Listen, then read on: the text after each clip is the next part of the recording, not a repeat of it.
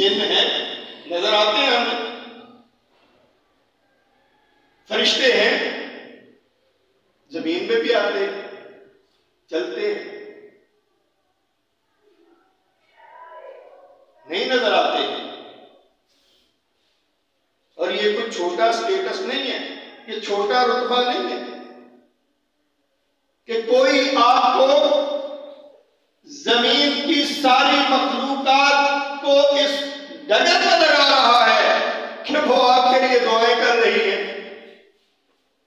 और आसमान के फरिश्ते, आसमान की जितनी भी मखलूकात हैं, वो सारी की सारी उस आलम के लिए दुआएं कर रही हैं। वल हितानु फी जौफिल मा, मछली को क्या पता, अल्लाह ताला उसको भी इस काम पे लगा देते हैं कि पानी के अंदर मछलियां भी उस शख्स के लिए दुआएं करती हैं जो दीन का इल्म हासिल करता है, कुरान मजीद को पढ़ता है, उसको समझता है, उसका तलफ़्फ़ुज़ ठीक करता है, खूबसूरत आवाज में उसको पढ़ता है, अपनी जिंदगी में इस्लामी कवानीन को लाता है, अपने बच्चों को सिखाता है, अपने घर वालों को बताता है।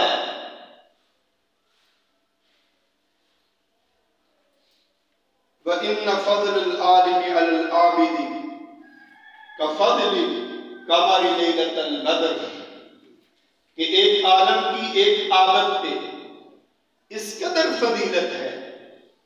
अल्लाह के नबी सल्लल्लाहु अलैहि वसल्लम इरशाद फरमाते हैं कि जैसे आप 14वीं की रात चांद को आप देखते हैं ना,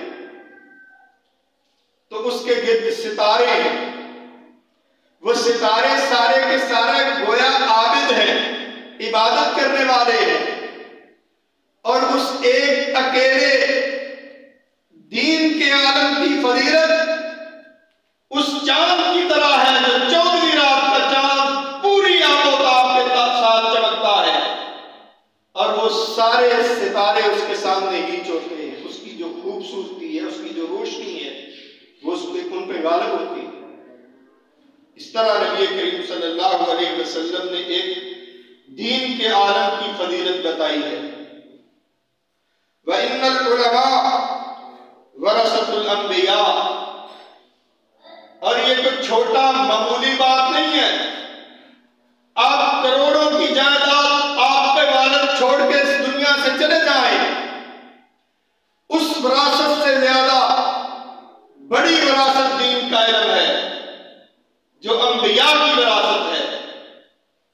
अंबिया के पास वो ना हो, उनके पास दिनार होते हैं ना दिरहम होते हैं, और अगर कोई चीज बची भी हो तो उनके वारिस को हासिल नहीं कर सकते।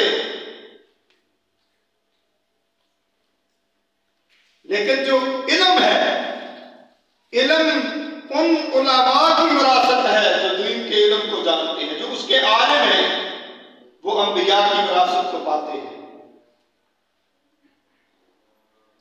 क्योंकि वो दीनार और दिरहम को विरासत में नहीं छोड़ते।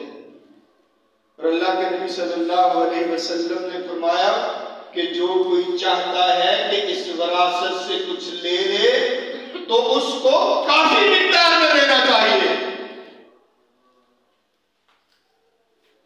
अगर थोड़ा भी होगा तो वो भी काफी है, थोड़ा सा हिस्सा भी आप हासिल तो करो एक दीन का इल्म।